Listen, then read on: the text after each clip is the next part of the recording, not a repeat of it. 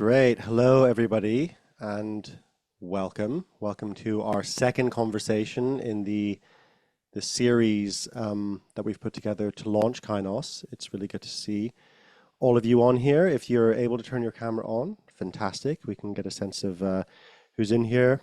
Maybe also, if you feel like it, go into gallery view, see if there's new faces, familiar faces. Just nice to sort of come into contact with each other as we do this. So we're joined today by the wonderful Nora Bateson, who I'm going to introduce properly in a moment. But I wanted to just kind of place these conversations, and this conversation in particular.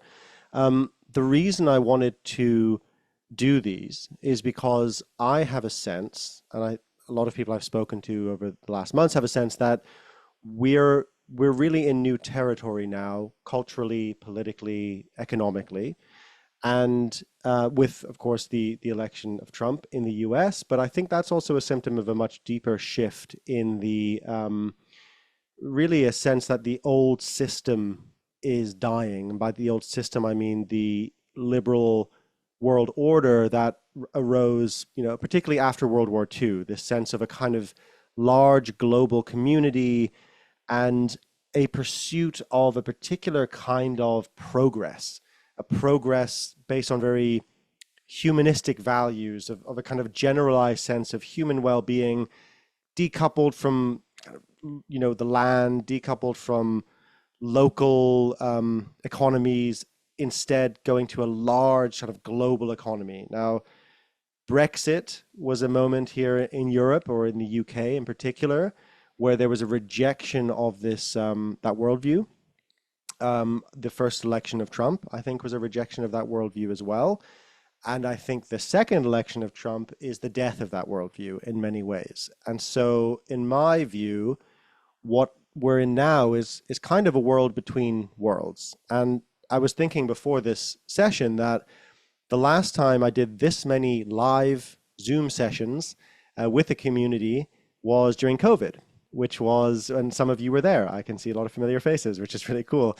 And that really was also a time between worlds. And we actually talked a lot in those sessions about the Greek word kairos, which is, the Greeks, were better at language than us English speakers, I think, and had multiple words for concepts as big as time and novelty, etc. And kairos is a sense of time that's different to chronos, which is linear, but it's a time between worlds, a sort of pregnant present moment where anything can happen. And COVID felt a bit like that for many of us, right? And I think we're in a moment like that again. Kainos, with an N, is around a particular kind of novelty, a newness that hasn't been before, compared to neos, the other Greek word for novelty, for newness, which is just new in time. So I have a sense that we're in completely new territory, and it's a time of great upheaval and chaos and potential destruction, and also a time of potential hope, imagination, expansion. And I have a sense as well that there's an opportunity now for a new counterculture to emerge. I'm kind of the opinion, and this isn't my idea, but it's one that's been floating around, that there hasn't been a counterculture in the West for the last sort of 20 years, right? Maybe since the kind of grunge Gen X era. Culture has been very conformist. It's been very repetitive. If anyone saw my piece, The Novelty Famine, last year, that's kind of my stance on it, that we are kind of endlessly repeating, like Baudrillard, the philosopher, said, just symbol after symbol that just kind of endlessly repeats without actually pointing to something real anymore. And the internet has enhanced that a lot. So if that's the case, then this moment we find ourselves in, despite the fact that is also defined by this return to kind of a dark traditionalism as well, and a kind of form of fascism, which is something that I think we need to address and move away from. If we can do that, I think we have the opportunity to create the seeds of a counterculture in many different areas that actually move beyond the polarities that we've been stuck in for so long. Now, that's kind of where my thinking's at now. And so the reason I wanted to do all these conversations is because I'm, like many of us, probably all of us, in a position where like I don't actually know what does that actually look like. What is the next step in that? How do we move forward? And the overarching conversation, or the overarching question rather, in all these conversations is, where do we go next? And so, having said that, Nora, I want to bring you into the conversation now. And firstly, just to say welcome, and that it's lovely to have you. I would say back, but this is a new project, so it's lovely to have you here. Good to see you. Um, and Nora, I mean, so Nora is a really pivotal figure in the worlds of systems change and complexity studies and many other areas. It's kind of hard to pin you down, Nora, because I think your work spans a lot of areas. But what I really appreciate, one of the things I really appreciate about your work is that you look at the systems we're in not as kind of machines that you can plot on a graph, but as living, learning processes. And I think that's really essential for right now. And I thought we could begin with this concept of, firstly, do you agree that one system is dying at the moment? And if you do, what does that actually mean? Like, what happens when a system sort of stops working? Okay, so this is a really interesting question. What we're talking about, I think, really is a form of evolution. And that systems, when I'm talking about systems, I'm talking about multiple relationships in multiple contexts that are interdependent, but that interdependency is not frozen. Okay, so it's easy to think of interdependency like a big Swiss watch. It's not, because all the organisms are changing in response to each other. So the first thing that I want to do in response to that question is really to go back for a second and think about the difficulties that the last couple hundred years of understanding of our world through the lens of modernity and industrialism, etc., that those ways of perceiving and those habits actually make it very difficult to perceive the movement of multiple relationships changing in multiple directions simultaneously. So if you look at any organism in a meadow or a forest or anywhere else, that organism is going to be in lots of different kinds of relationships. I mean, you as a humanoid are in lots of different kinds of relationships. You have a relationship with your kids. You have a relationship with your ancestors. You have relationships with your partner, with your work, with your microbiome, with your community, with your culture, with your language, right? And all of these relational communicational processes are shifting. Your relationship with your kids changes your relationship with how you perceive your ancestors. Your relationship with your ancestors changes how you perceive a change in culture. Your relationship with culture changes how you perceive maybe, the seasons or your food or your health. Your health changes how you perceive your government or your economy so all these different contexts of relationship are changing each other. And this, for me, this has always been the piece around systems thinking that is most difficult to convey, because it's the piece where people think, oh, yeah, but that just makes my head explode. How am I supposed to keep track of all of those changes in all those directions all the time? I just need to go to work on Monday. I just need to know what to do. I need a methodology, a format, a plan, a goal. And this, of course, causes all sorts of consequences. And the consequences cause more consequences. And so, in an effort to save time and complication by making it a false sort of reductionist simplicity to begin with, we end up with a whole lot of complex mess. So when you say, what does it mean to be in a system that's dying?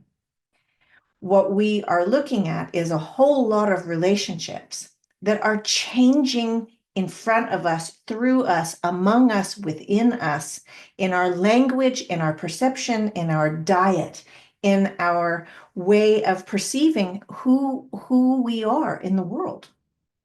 In relationship to our ancestors, like the way you perceive the future changes how you perceive the past. So,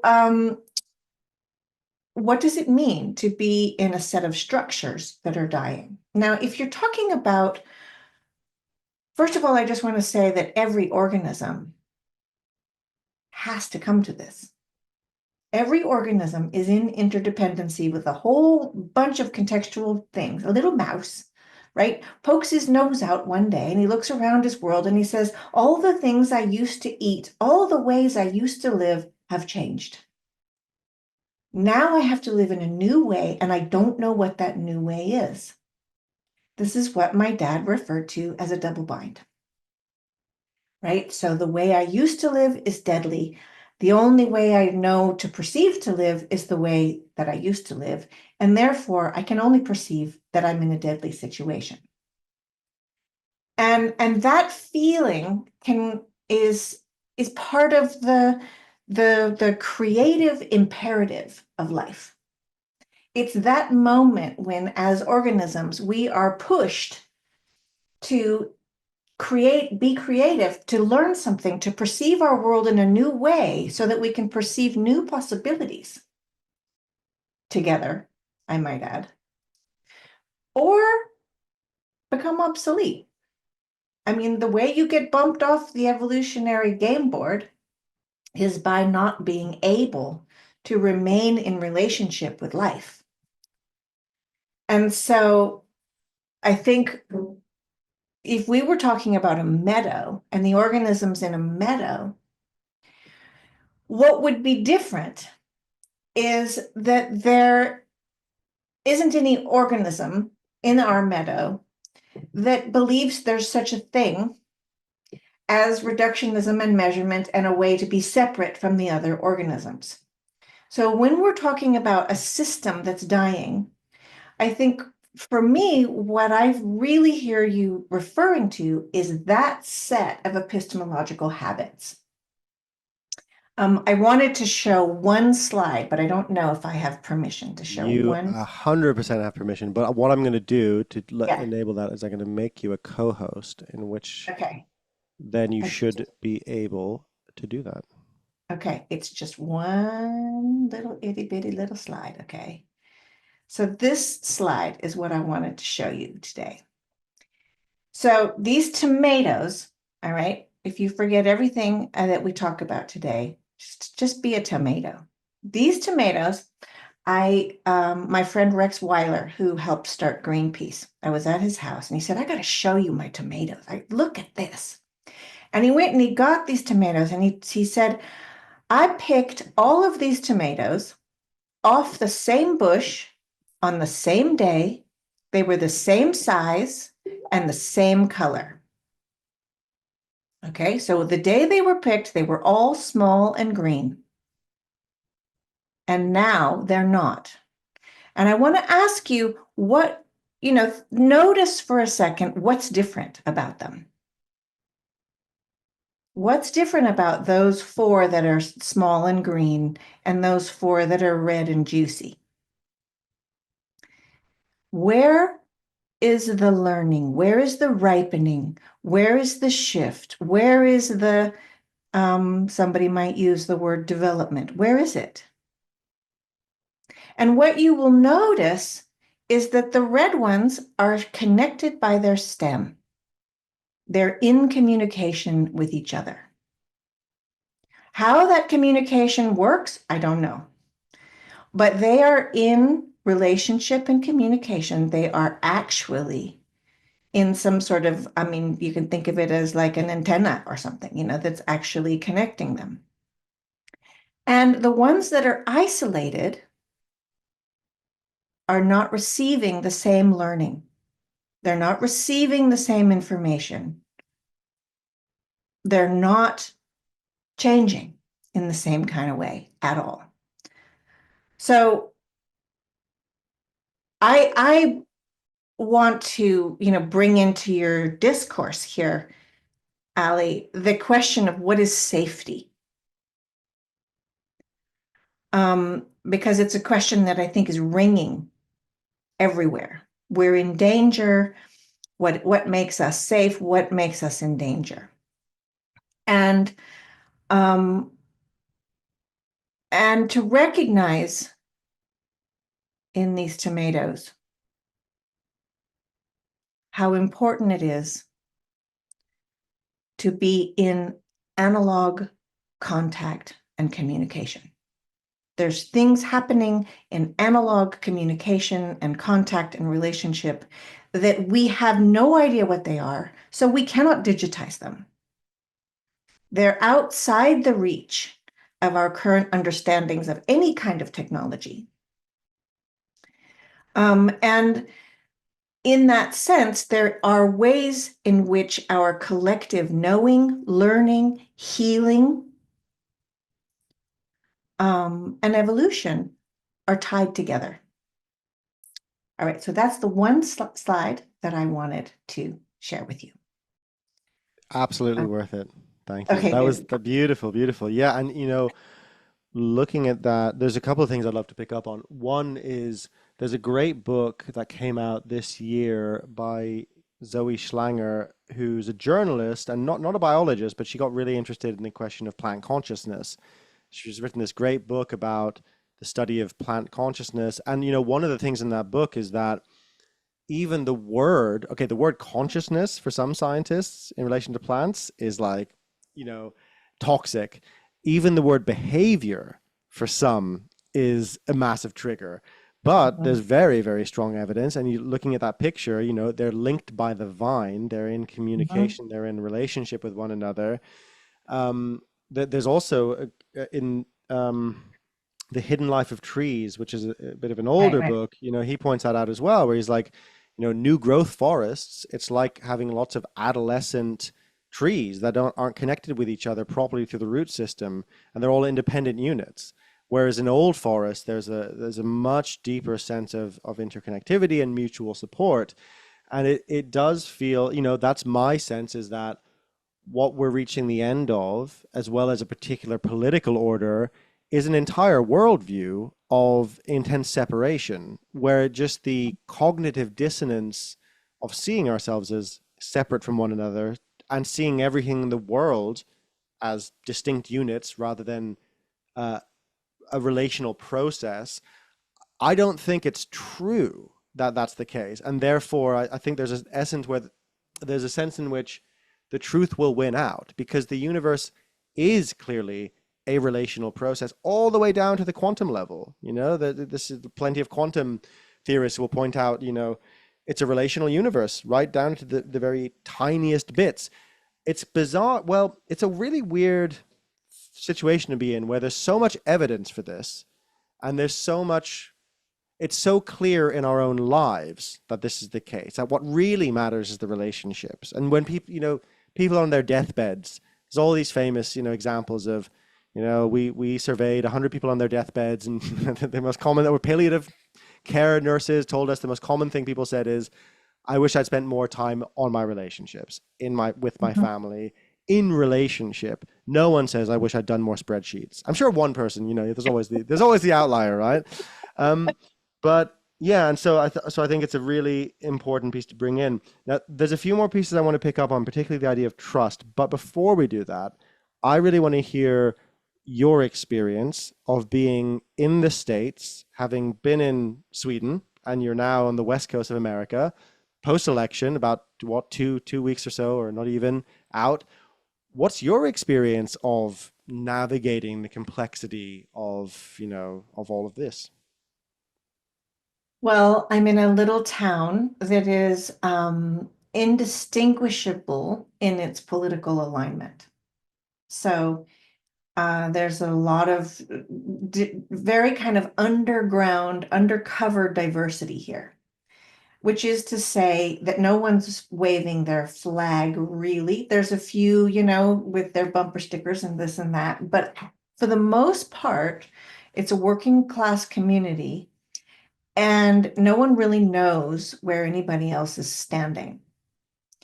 And so there's a kind of cautiousness around how you talk about it when you meet people. And that caution is very interesting to me because we were just looking at the tomatoes and this idea of communication, right? What's in the communication? And the ways in which the communication, and this came up, in another piece you and I did together, Ali, around the ways in which communication has been wildly distorted by the advertisers, by the legal system, by the politicians, by the media, by social media, by all of these different, to the point where we expect it to be. So what do you do when someone shows up at your door and they're, here to meet you, they're your new neighbor? How do you be in that? And you have no idea where they stand. And they have no idea where you stand. And in this era, we're measuring each other up, right? There's this sense of like, okay, well, she's talking like this. She's probably a leftist, but she's talking like that. And that doesn't fit into that box, right? So increasingly, that's the piece of recognizing there's a real binary set of boxes, but none of the binaries work. So, in order to align with a particular direction, you have to make compromises in your binary position. So there's a lot of people, for example, who were super anti-vax, who have otherwise very leftist views because they were like anti-established medicine, etc. But they suddenly are aligning with the right. And they didn't expect to be aligning with the right in their lifetime. They've never voted Republican in their lives. So then you get in a situation of you have to make excuses or justifications for all the other platforms that you don't agree with so that you can have the sense of aligning with the one you do. And I think this is true pretty much for everybody, that there's a way in which you have to make some justification. Yeah, I think that's all right, but I don't like this. But I'm going to have to take this along because otherwise I will lose belonging. I will lose containment in my particular positioning. So what it's like to be here right now is like people coming to the door and a conversation starting. And the best way I have learned to open that conversation is to say, I don't trust any of the politicians. And when we start there, pretty soon we actually are having a conversation there. And immediately people want to know what's happening in Sweden. They want to know what's happening, how I perceive this or that. And I get to be on my own turf. Right? So I am finding that it's not that hard to be a tomato. If I start in another place, I otherwise there is a sense of I mustn't speak, and then I become the isolated tomatoes, right? So in that isolation, that's the loss.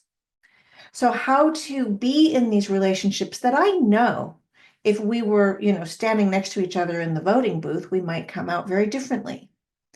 But we're not in the voting booth. We're in my kitchen, or we're in the shop together, or we're in context. We're in life, and life is bigger than the abstraction of that binary. And we're sharing life together. So there's a kind of a tone that I'm beginning to find that basically is saying, hey, those guys, this system, like you're saying, this system, the whole thing is wacko. The legal system doesn't seem to be really working for anybody anymore. The financial system has abandoned everybody but the trillionaires. The health system is corrupted by big pharma's greed. The school system is falling apart in every direction, and the kids are in big trouble, and the blah, blah, blah, blah, blah, blah. And that's where we live. We live in the first and second order consequences of all of those pressures of being in life in every day in a world in which these existing institutions and systems are pixelating in front of our eyes. And it comes out in terms of marriages breaking up, bankruptcies, cancers, addictions, lots of things that you might attribute, and you would say, well, that person just made bad choices. I'm not really buying that right now, because pretty much everybody I know has some kind of crisis going on. So I think it's kind of, back to that push of perception, of looking at these crises that are in everybody's personal lives that have taken infinite different shapes and forms, and recognizing these are expressions of a multi-system breakdown. And one thing about complexity is that it feels cold and far. It feels academic and mathematical.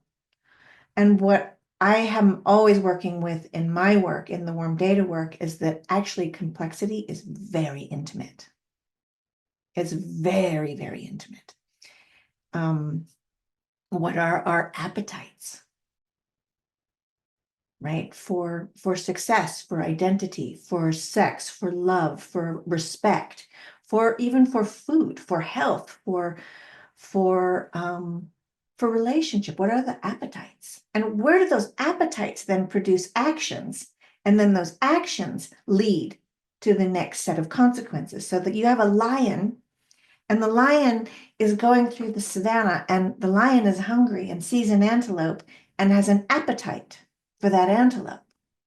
What the lion is not thinking about in that moment of appetite is the way in which the relationship between the lion and the antelope helps keep the population of antelopes down enough so that the savanna grasses can grow, so that they hold enough moisture in the soil, so the bacteria in the soil can keep the savanna alive, so that the lion has a place to live. But the lion's not thinking about all that stuff. The lion is thinking, I'm hungry. So that question for me of like, what are you hungry for? And where does that hunger go? Because if we are hungry, if we have appetite for relationship to systems that are destructive of these multi-order ongoing processes, that's it for us. And what does that, I mean, this is what I mean, is very intimate. I mean, your appetites are, I mean, it's, you can't tell someone or teach someone or program someone to not have an appetite for this, that, or the other. That's deep stuff. So when we're talking systems change, I think my biggest feeling is don't underestimate what this means. Mm. It's not a matter of a new set of rules for the game board. It's not a matter of downloading some, new instructional on how to live in changing times. No, no, no, no, no, no. You can't approach it from this top-down set of abstract processes. It's deeply physiological. It's physiological. Yeah. Yeah, absolutely. I mean, this touches on something you said earlier, which I think is so important and kind of points to a almost a not a tension or maybe a paradox in online communication, because this Mhm. kind of online communication is probably the best kind we have, right? Where we're live, it's synchronous, we can see each other, we can even be somewhat embodied, right? In-person communication is the best. And Mhm. the reason it's the best is because I think, well, many reasons, but there's something about, when you were speaking earlier about, complexity, I was thinking about a good analogy, and I thought, well, it has to be lived, and it has to be lived in an intimate way, in a real way. And I thought, the most complex thing in my life is my marriage. That's the Mhm. most complexity. It's the deepest, most growth spurring, most complex. Like, and if someone were to say to me, listen, you've got to give, you're going to do 10 Zoom sessions about how to be married. And you're going to get all these experts in. Like, hey, that's not going to, you know what? We might get some good ideas, right? And it might be applicable, but that is not how to be married. How to be Right. married, how to be in a relationship, how to be whatever role is a personal, intimate, flowing, changing process. And so there's something about the the need for practice and the need for connection and the need for flow together. And yeah, I mean, I want to talk a little bit about warm data because I think some people will be familiar with it, others won't. But, for me, especially with Kainos, like when I was really feeling into, okay, what is needed right now, I thought, there was a part of me that felt with Rebel Wisdom, we had a community, a really lovely community of practice, but we weren't clear what we were practicing for. And I think Mhm. this is endemic to the well-being world in a lot of ways. There's a kind of let's maximize ourselves, but I think the next stage for us in the West, in the systems we're in, is to go, what is outside of us that we can orient to, and how do we use practice to orient to that, right? And so there's something about warm data that I really like because the practice is pointing to something beyond all of us, which is complexity itself, which is the world itself. But maybe you could explain a little bit about like what is warm data practice, how does it work, and why? Why did it feel necessary to bring into the world? Okay, so I guess one thing that is part of the habit um, of perception that has been so endemic to modernity um, is the habit of thinking that you can talk about something. And this is an interesting problem, right? If I ask you to describe a dream that you had, you will do it. And you will know that your description is inadequate, that you're actually like taking a lot of things that are beyond words and you're either skipping over them or squishing them into a set of words or metaphors that you could make sense to the person you're talking to. Right? You know the feeling, right? You describe a dream, it's you know your description is way off.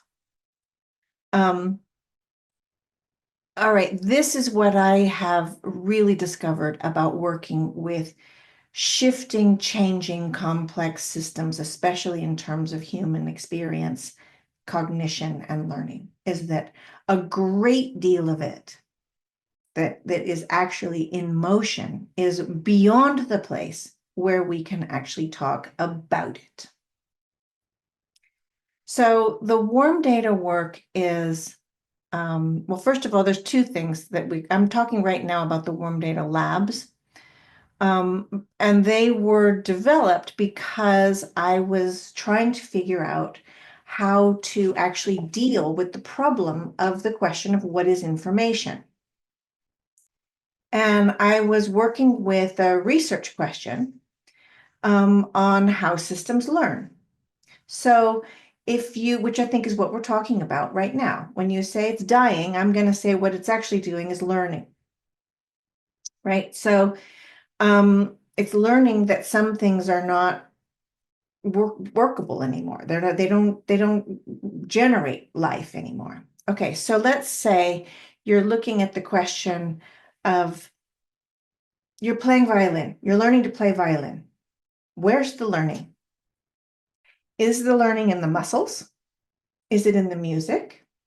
Is it in the culture? Is it in the intellect? Is it emotional? Is it in relationship with the teacher? Is it in relationship with the formation and the making of this beautiful instrument? Where's the learning? Okay, so if you broke all those contexts down and you said, I'm going to study how learning violin is emotional, or I'm going to study how it's intellectual, or I'm going to study how it's in the muscles, or I'm going to study how it's in relationship to teacher and communication, or, culture or whatever, you would get a lot of information. But I think you could probably agree with me that when I ask, where is the learning? It's in some combining of those things. And on one day, it might be very intellectual. On another day, it could be very emotional. Oh, also, it could associate into other contexts. You could have an experience in your marriage that really broke your heart and go back to your violin and be able to play things with your muscles that you couldn't play before. You could learn something intellectually in I don't know, in reading a book that then when you come back to the music, you're able to perceive it in a new way, and therefore you can express it. Where's the learning? So if we are going to study how systems change, how systems learn, we need a different kind of information that is actually a living, shifting kind of information. Right? The information about how it's combining is not compartmentable, it's not measurable, it changes from perspective to perspective. And so this piece of how systems learn was my opening into the question of, in order to study the complexity of life, we need to think about information differently. Because right now, the way that you glean research information is by pulling things out of context, defining them, measuring them, and repeating, this is the scientific method from the 1600s, repeating the exercise so you get the same results. Fair enough. I have nothing against that. It's probably really important to do reductionist research, but it's not the only thing that's happening. And right now, so much of our confusion is around not being able to even practice perceiving in these relational complex ways that actually produce learning and life. So warm data is information that's alive, right? That's moving through multiple contexts. So the warm data lab then is set up so that the human beings in the lab have something to talk about that moves them through multiple contexts, but they need something to talk about. We got to talk about stuff. But even as I'm talking right now, I'm having ideas. You're having ideas. You're having memories. There's a whole lot of other stuff happening that's not on the transcript. You're thinking about memories. You're thinking about, all kinds of stuff that's lighting up different ways of knowing in your body, in your memory, in your story, in your history, in your right. So what the Warm Data Lab is a structured conversation that holds all of this room for talking about stuff that's super generative of lots of things that are not being talked about, lighting up lots of impressions that are crossing and combining and producing new possibilities of perception, which that process, I would argue, is beyond the possibility of controlling, measuring, or producing any kind of predetermined outcome for, and I would never do that. I consider that way in which systemic learning happens to be sacred, and I would never predetermine what the learning should be, but give it lots of room to happen. Give it movement. Give it space. So that's warm data. Beautiful, beautiful description, Nora. Thank you. Um, this leads into the last thing I want to discuss together before we open the Q&A. And on that note, if you have questions, but I don't want to limit it to just questions. If you have thoughts, if you have expressions that you want to bring into the space, please put them into the chat, and we'll gather them, and then we'll use the rest of the time for those. But there's something that came up for me as you were speaking, Nora, which is that, and I think this is something that I connect with in your work, and that's something that's very close to my heart, which is, if I had to really boil down what I think is needed, um, culturally, spiritually, perspectively right now, it's the shift from the Enlightenment worldview that sees the world as a dead, stale, mechanized place to seeing everything is alive. Everything. Mhm. Everything's alive. Now, another way of saying that is animism, right? And my friend Josh Schrei, who people might be familiar with, who does the Emerald podcast, which is a brilliant podcast. If you're not familiar with the Emerald, familiarize yourself. It's really brilliant. But I asked him yesterday, what gives you hope right now? And then he kind of was talking a bit about hope, and he was like, you know what, hope, it's not really the right frame for me. What I really feel connected to is trust. And then he talked about, trust in the world, trust in reality. And I felt that multiple times in the past. I think we're in a meaning crisis, certainly, but I think there's, on a deeper level, a trust crisis. And that trust goes right to the heart of, do we trust that reality is real in some sense? Is it alive, or is it, just kind of a construct, as particular worldviews might put it? But I wanted to just kind of open that as the last thing we talk about before Q&A. For you, what is the role of trust right now? Like, what does that word bring up for you? Trust, whether that's in systems and each other, because it feels to me like a very important feeling and I want to kind of explore that. Yeah, it's a complicated word because it's been so overused. Um, so, most of the time when we're talking about trust, we're actually talking about places where we lost trust, right? So, when I walk across the room, I don't think about the fact that I trust my feet and ankles and knees to get me across. The second I sprain my ankle or twist my knee, or my shoe falls off, or my toe gets stubbed, I begin to think about um, trust, right? I can't put my weight on this anymore. So that's one tricky thing about trust. But it's certainly something that I am dealing with in another way. So in my work, a lot of people who are working with coaching or with teaching or with psychology or with, lots of ways in which there have been downloadable methodologies for how to make change, right? I want to just point to the violence of even that term, change making, right? Who's making the change? The change is coming through. The change makes itself. So the issue that I am having here is that there is no trust in those processes of multi-contextual, trans-contextual movement to actually produce shiftings that you may not be able to recognize. So what we have is I'll believe it when I see it culture. But the only things we can actually see, perceive, are those things we are familiar with. Those ways of perceiving that are already grooved in. So you can say, I did this and my marriage changed. This, my friend, is not systemic work. Right? So if you're making a shift in the way you perceive the world, your marriage will definitely change, along with most of the rest of your life. Right? So if you're looking for systemic family therapy, what the hell is that? Right? And I work with systemic family therapists, but I'm just saying it's not outside of ecological, political, economic, educational, health systems. Like, you can't separate it.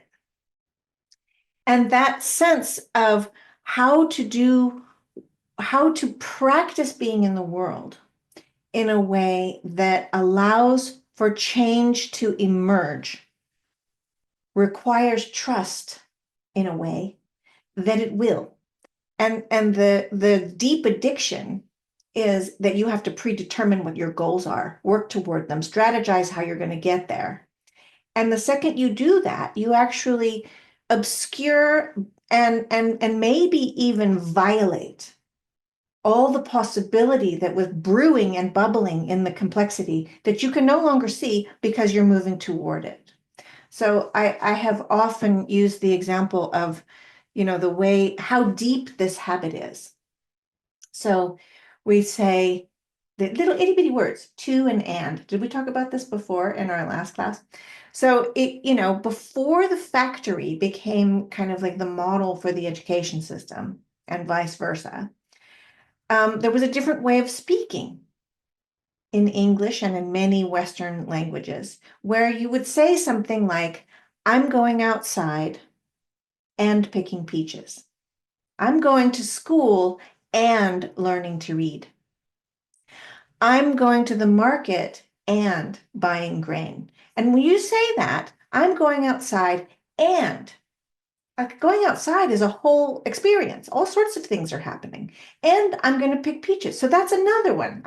There's two things and they're full of complexity. I'm going to school. Wow, all sorts of things are happening at school. And I'm learning to read, right? You see that?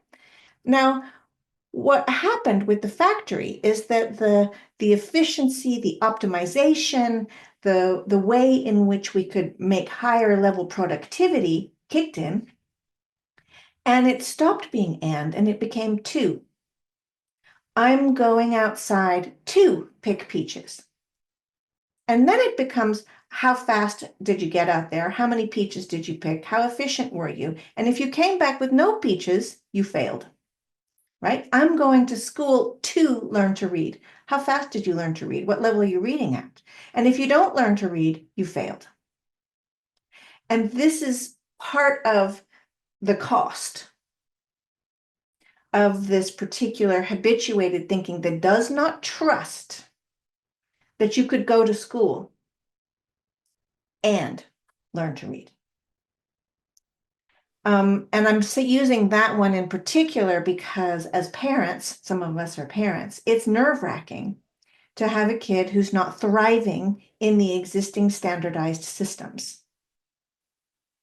And you begin to think, we have to get this kid up to snuff in this particular system because the way that they're learning to be a tomato is not measuring up. And that is, for me, that's where the trust thing is really needed right now. Is what does it mean to make ecological change? Not to make change, but to make the possibility of ecological change, things that are going to move. Like when you're doing systems change, like I said, you don't change anything because you're changing everything. And the way that the everything is changing is usually imperceptible to the habituated cognitive processes that are already grooved in on particular identifiable ways of making change. But the things we need to change, we can't see them. And then I feel like if I say that I'm suddenly selling clothes to emperors. And, this is like, but what do you mean? Like, how do I know I'm getting anything for my money? How do you get a grant proposal for that? And there it is. It's like, well, if you're getting a grant proposal for something else, I can promise you it's not systemic work. It's just going to actually perpetuate the existing problems. And yeah. Amen. Trust. I love that. Yes, I love that. And you know what came up for me is, and actually this is a new thought for me, which is why I love these conversations and I'm so grateful for them, is that, I've written a lot about the way the Western psyche developed, and people like Joseph Henrich at Harvard who've written about, weird Western educated, industrialized, rich democratic thinking. Part of what he points out is that we outsourced our trust into institutions. And I think now we outsource our trust into machines. And so in essentially what we've been taught is that the only thing you can really trust is quantity. You can only trust things that are quantifiable, like the airplane. It's not going to crash. because we know it's not going to crash because look, we've got all these checks and balances in place, and look at the statistics. It's safer than driving a car, right? And that movement away from trusting anything qualitative, people, processes, nature, reality itself, the unknown. I think there's some return to a trust and quality that feels for me really alive when I think about it. And then Mm. the other thing I wanted to touch on is to encourage people to find the Alan Watts quote where he talks about music, because it ties directly to what you're saying, where he says, there is no point to music. The point to music is the music. In fact, there is no, but it's just it's the isness of it. And that if there was a point to music, like the factory, then whoever played the concerto the fastest would win, and they would get the the prize. It's a kind of ludicrous concept, but it's exactly, I think, touching on what you're pointing to. So I thought we might open to some questions and thoughts in our last sort of 20 minutes or so. Um, and let me just check. We have a little spreadsheet going. Very good. Thank you, Nico. So let's see. What about Young? Um, you had a question about Nora and warm data in her own life. Do you want to launch with that? Yes, thank you. Damn. Um, I feel like I want to ask Nora a question and I'm going to learn a lot. Go for it. Wow, I mean, it's so I don't I'm really at a loss with words. It's 3:55 a.m. here in Shenzhen, China, but I'm like my heartbeat is so intense and my upper body is completely buzzing. Um, damn. So I don't even know what's going to come out now. Nora, I want to really heartfelt thank you wholeheartedly. I asked you a question back in COVID times, during Rebel Wisdom in 2020. And I got so much out of that that it actually, your responses at the time actually kind of grew a life in me and around me and in between me and within me. Like, especially your metaphor, emphasis on the metaphor of the soil. I've been working as a teacher in a middle school, and I literally put it as my classes. I was a head teacher for a class of 50 students, and like I literally put as our class model, like let's create a good soil together. Mhm. Yeah, I even put your photo on during a PTA meeting as well. And sort of that's the idea. I don't know how these more traditional Chinese parents took it. Is it Western propaganda? I don't know. But, like I can only say that I did that. Yeah, and so at that time I asked you a question about a question that your daughter asked you about, like how can we see ourselves as a good person? How can we be a good person when everything we do is related to extraction and exploitation? And yeah, at that time you really gave you actually you talked about trust, the trust that lies in between you and your daughter. And you use the words that, and which is a word that you don't usually use, that trust is sacred. Mhm. Like that your daughter can ask this question to you because she trusts that you won't just bullshit her. You won't Mhm. just give her, just go to school and to get good grades. Yeah. Like you're not gonna bullshit her with that. And that's because your father always kind of tells you, like make a conscious effort to let you know that, like, oh, I was wrong about this and this and this. Like there's an embodiment of, like there's this constant learning and realizing one's, like wrongness and foolishness. So yeah, I'm just kind of, curious about how that relationship, that sacred trust in between you has evolved and, and how is that relationship, with all the soil within and, around you. Yeah. Yeah. Um, I find that this intergenerational learning uh, is really I mean, I think that might be where evolution happens, right? In the sort of in between the generations, and the ways in which I, as a mother, present all these expectations, most of which, like the dream, are not spoken. Right? So most of the things we teach our kids are not the things that we set out to teach them. Most of the things we teach them are implicit. And so the depth of the systemic shift, of the intimacy in the complexity of noticing, what am I transmitting that's beyond words? I know when I say, we're learning to do this, or I want you to do that, or let me give you this piece of advice, that's super explicit. But what's in the implicit? What is there? So there was this one time when my daughter came up to me, I think she was like, I don't know, 15, 16. She was like, Mom, why did you do this to us? I was like, what are you talking about? She said, I walk in the living room and I look at how everybody's doing. How are they? Are they warm enough? Do they need tea? Are they happy? Are they okay? Is there something I can do for them? And she's like, and my brother walks in the room and he just wants to know where he should sit down. She was like, why did you train us to be like this?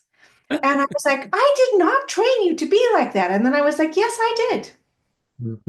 I absolutely did. How did I do that? I have no idea how I did that, but I know that I did it. And so that is the piece when, in this intergenerational learning that is so profound of looking at these things. They're almost impulses that I don't even know I'm doing them. And yet I'm transmitting entire ways of behaving and thinking of identity and being in the world that I have no idea I'm transmitting. Funny how that like training also has a gender differences though. Well, gender differences, older, younger child differences, there's all sorts of stuff in there that is, you can find it in lots of families. But that it's that thing of thinking we can always do some kind of explicit, some sort of explicit change making. And I'm not saying that we can't do it ever, but I am saying watch out, because the deeper stuff is riding way below that waterline. And it's, it becomes insidious because it's below that waterline. You don't know that you're doing it, but there's been a kind of a coalescence of experiences that are manifesting and expressing through you that you don't know you're doing it. And those are the things that are the most profound in our analog communication changes. That's So sorry, go on. yeah, I was just going to say, for me, that's why I write poetry, because I find that prose can't get there. I wrote a poem about this. Can I read the poem? Please. Yes. Okay. Hell yeah. All right. This one, John, this one's for you. So it's called Mama Now, and it's written for all the mamas and all the papas and the godmothers and the aunties and the grandparents and all of you. What it's like to be a mama now. Your eyes will see the derailing of assumptions. Your hands will hold the crumble of the old matrix. I do not have any authority to lean into. I have empty pockets where parents used to advise their children. I do not have any maps, myths, or mother wisdom for you. I can fix your breakfast, but not the culture. And when you ask how to be a good person, I cannot lie to you. Everything you touch in a day is in some way bloodied. You've been born into an edgeless violence. But I will not judge or measure you against a bygone metric. I'm here, too. ready to learn with you, unsure how to be or who to be. I can only read fragments of your worry, as the future is a horizon of confusion. I cannot protect you, and yet it is my only job. Aching as I witness from this side of the hourglass, other generations of parents knew the outlines: school, career, family, and retirement. But your life will be another shape entirely, forming in the fractures. And when you say you need a goal, I offer you an expired ticket. Superficial memes roll off the tongue right into your bullshit detector. Success in the existing system is not going to do you much good. Your integrity is your rage, and I will nourish it. Your dignity is your curiosity, and I am tiny beside it. Your courage is your pain, and I will sing to it with you. We will riot together. We will notice the nuance of small graces in the day. We will wash the grit of loss for each other. I am your mama, and your future is the story of a storm. I am your cabin, your boots, your rucksack. Hallelujah. Oh, beautiful. Thank you, Nora. That was perfect. And I feel, without putting you on the spot, Leslie, um, I think it would be lovely to hear from a great mother next. And Leslie, you've put a few things in the chat, but there was this really lovely question that was in one of them, which I've just put in the chat. And if you don't feel called to ask that, if you have something else that's coming up for you, please ignore it. But I just thought that might be helpful. But yeah, if you're up for it, it'd be nice to hear from you. Oh boy. I'm in tears from that poem, Nora, and I would love a copy, if there's some way to It's in here, book. Okay, excellent. but Yeah, I can also send a copy to Allie to send to you guys. yeah, yeah. That would be wonderful. Thank you. My question, let's see, what was it I asked? Um, I think it was about trust. Was it how to live and function in a current worldview while also holding the larger living, ever-changing, evolving world? I guess that's what it takes the most. That's what takes the most trust. A trust that we can survive this reductive world while also being a part of its evolution. And it's like how, really leaning into and absorbing and embodying your work, Nora, around warm data and around how systems learn and are alive. Almost, I wonder, how do we march through the day to day, function, operate, pay the bills, do the things, run our businesses? Um, you know, I guess it's being in the world but not of it, while wanting to be a part of birthing something new that is yet completely unknown. Mhm. I think I'll just stop there. I mean, I think, yeah, well, I hear you completely. And people use that metaphor of, building a new ship while you're at sea sort of thing. And there's also, and every moment is actually a moment of practice, of perceiving whatever it is you're doing, and perceiving it in its multi-contextual relational process. And sometimes those perceptions are perceptions of some kind of extractive, exploitative violence. And sometimes those perceptions are perceptions of vitality itself in process. And the practice, though, is the same. And so this, that for me is, to go into whatever, a shop and just get the groceries is an incredible multi-contextual set of relationships in culture, with seasons, with all kinds of transportation, with agriculture, with exploitation of people who have been farmers or who are picking fruits or who are with the possibility of making recipes that cross generations. So in the grocery store is all of it. And that is, I think,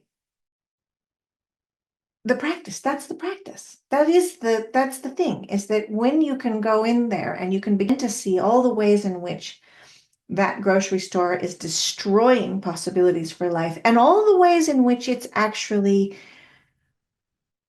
generating the conditions for life, for picking that beautiful pepper and making that beautiful soup for someone that's sick, or for your own body, or for making a birthday cake. And there's the whole cultural piece of birthday cakes. So no matter what you do, it's all there.